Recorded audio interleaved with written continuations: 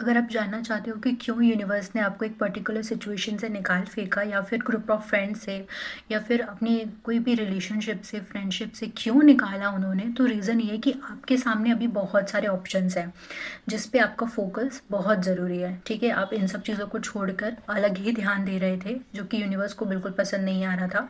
क्योंकि करंटली आपको यूनिवर्स ने काफ़ी सारी चीज़ें दी हैं करने को, और वो चाह रहे हैं आप उस पर वर्क करें, अपनी एनर्जी लगाएं। पर आप अपनी एनर्जी ऐसी जगह पे लगा रहे थे, ऐसे लोगों पे लगा रहे थे, ऐसे रिलेशन में, ऐसी फ्रेंडशिप में लगा रहे थे, या फिर ऐसे इन्वायरमेंट पे लगा रहे थे जो कि आपको कुछ नहीं दे रहा था। वो इन्वायरमेंट से आपको कुछ नहीं मिल रहा था, वो लोगों से आपको कुछ नहीं मिल रहा था, बिकॉज उल्टा आपकी एनर्जी जा रही थी। आप जब उन लोगों से बात कर लेते थे, उस इन्वायरमेंट में हो जाते थे, तो आप ऑटोमेटिकली बाद में ड्रेन हो जाते थे। वो जो एनर्जी आप अगर किसी चीज़ में लगा देते करने में, तो हो सकता है कुछ बेनिफिट आ जाता है। लाइक इफ़ कोई इंसान राइटर है, तो वो अपनी एनर्जी लिखने की जगह किसी और चीज़ में लगा रहा है, तो फिर उसको लिखने में क्या एनर्जी मिली? कुछ भी नहीं मिला, राइट? तो ऐसा हो सकता है कि बहुत सारे लोग यही चीज़ कर रहे हैं, जो कि यूनिवर्स को अच्छा नहीं लग रहा था। आपका अभी पीक करियर मोमेंट है, आपको करियर पे बिल्ड करना चाहिए, पर आप वो चीज़ नहीं कर रहे थे, तो इस वजह से यूनिवर्स ने आपको जजमेंट दिया। वो पहले नहीं देते, हो सकता है वो अवेकनिंग नहीं करवाते, पर जब उन्होंने देखा कि आप बहुत ज़्यादा स्लो हैं, बहुत ढीले हैं, तो उन्हें वो चीज़ बिल्कुल पसंद नहीं आई, और उन्होंने आपके माइंडसेट में ऐसा डाला कि आप बहुत जल्दी मूवमेंट लें। तो हो सकता है बहुत जल्दी आपने किसी भी चीज़ का, हो सकता है कोई मूवमेंट लिया हो, लोगों को कट ऑफ करा हो, या सिचुएशन से निकले हो, और अगर नहीं भी निकल पाए, तो उन्होंने बहुत जल्दी ये चीज़ करी है कि वो आपको वहाँ से निकालेंगे, या फिर निकाल दिया होगा मोस्ट प्रोबेबली। बिकॉज यूनिवर्स आपकी वर्थ जानते हैं। अगर आप नहीं जानते हो तो यूनिवर्स तो जानते हैं, वो समझते हैं।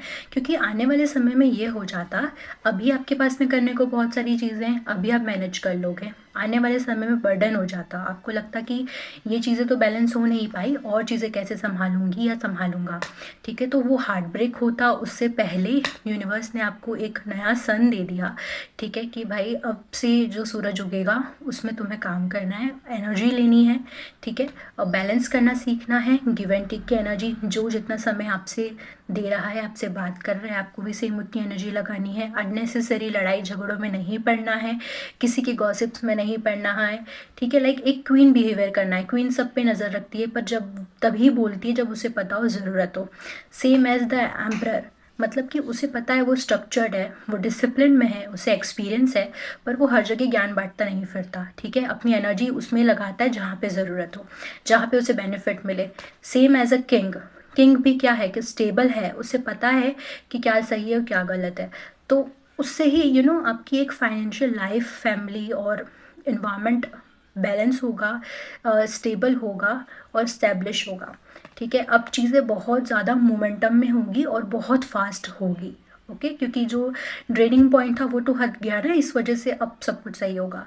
अगर रीडिंग रेजोनेट हुई हो तो please like, subscribe, comment. Thank you so much.